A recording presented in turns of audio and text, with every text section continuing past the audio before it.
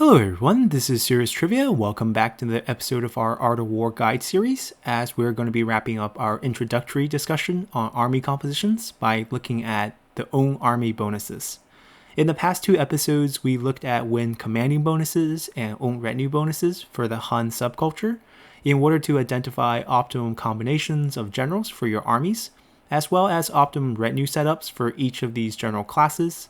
But as you can see here, we still haven't talked about the own army bonuses, which in my opinion can be the most powerful bonus of these three, because unlike the own retinue bonuses, own army bonuses affect the whole army, and unlike the win commanding bonuses, all three of your generals in your army can contribute, therefore these bonuses are stackable. But despite their great potential, the game does balance things out a bit by only providing 5 own army bonus skills to the Hun subculture, and they are Zeal, which provides 10% extra melee armor piercing damage, Precision, which provides 10% extra range armor piercing damage, Perception, which provides the army 25% chance to evade ambushes, Guile, which provides 25% chance of ambushing, and finally Scholarship, which provides 10% extra character experience. Now, we do have to note that there is one inconsistency here with the way the developers named the conditional statement for Scholarship, as this says this army instead of own army, which is a bit weird, but despite this difference, the effect is the same. And as I mentioned before, the power of these own army bonuses comes from the fact that they are stackable. Therefore, it is important to see which classes of generals have access to which skills in order to find the unique army composition designed around these stackable bonuses. And the first thing we'll notice here is that aside from being a great overall addition to any army, the strategist class also happened to have the most own army bonus skills at 4, which is tied with, surprisingly, the sentinel class, which also has 4. So for those of you who are constantly underrating the sentinels as army generals, maybe it's time to give them a second look. Now, in regards to stacking these bonuses, there are 2 bonuses that stand out from the rest. They are Zeal and Precision, because they will help you increase your damage, namely ranged or melee armor piercing damage. So in order for us to take full advantage of these percentage boosts, we need to find units that already have high armor piercing damage in order to maximize the 30% boost we can provide here with the own army bonuses.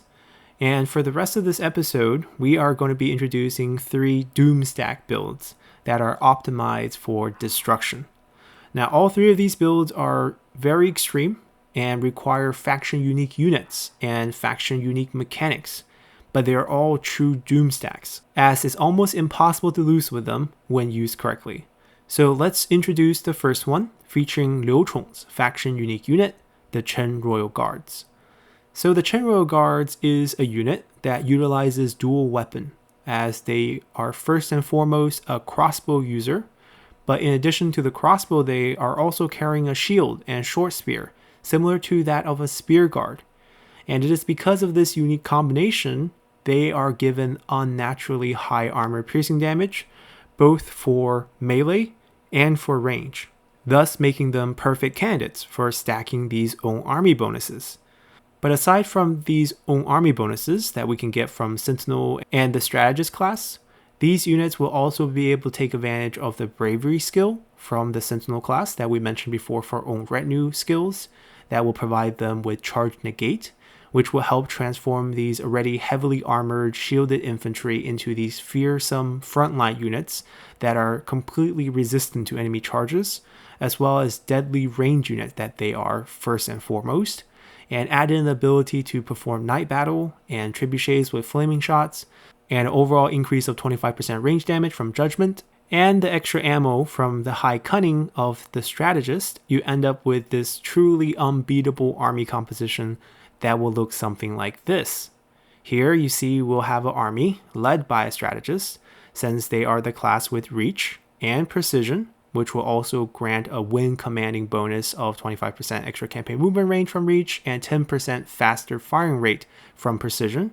Then we'll also utilize one Sentinel here to create a group of retinue capable of acting as a frontline unit, as they will be the one with charge negation. And to fill out the roster, we add another strategist to take advantage of all the range bonuses and extra ammo from Cunning. And finally, we have this army composition that features this super strong faction unique unit. And we can also make note that Liu Chong's faction actually has a default 15% extra range damage from Liu Chong's own background title, and all his trophies from his faction mechanic will also provide other powerful boosts to his crossbow and siege units, which will only make this army even more devastating.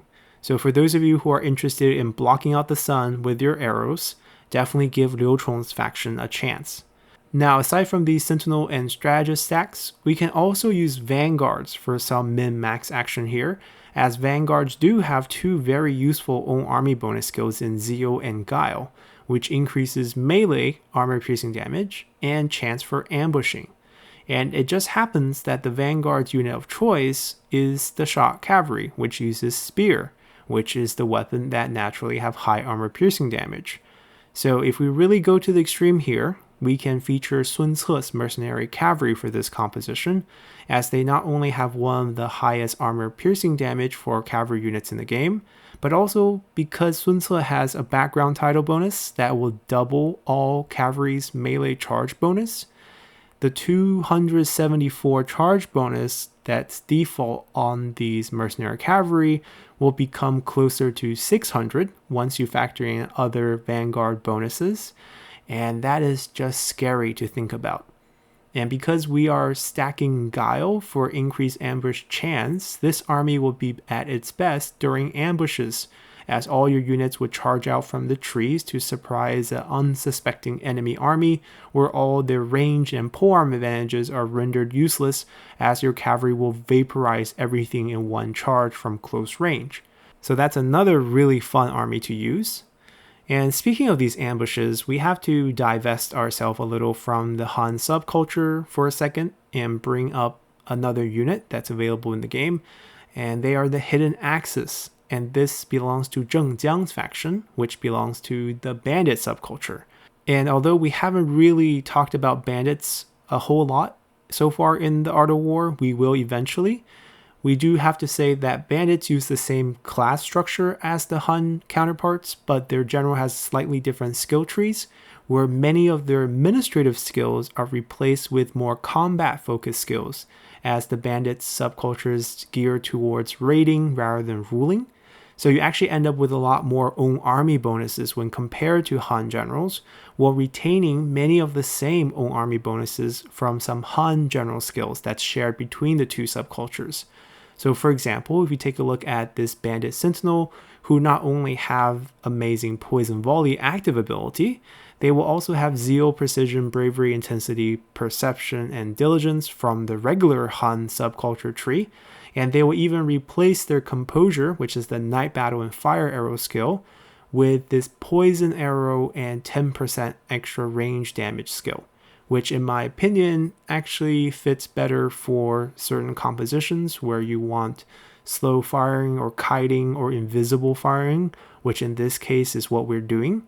So in this Doomstack, we recruit Hidden Axis, and that's all we're recruiting. And as their name suggests, they are hidden, as in they have two abilities, Stalk and Snipe. Stalk allows them to hide on all terrain types until you get really close to them, and Snipe allows them to remain hidden even when firing at range. So we can take note that this unit, despite the art showing dual axes, has another weapon on their back. That's a bow. So they are also a dual weapon user, and their main weapon is dual axe, and their secondary weapon is a bow with very limited ammo. But fortunately, limited ammo is perfect for poison arrow setups, because you need to wait 15 seconds in between each volley to maximize your damage.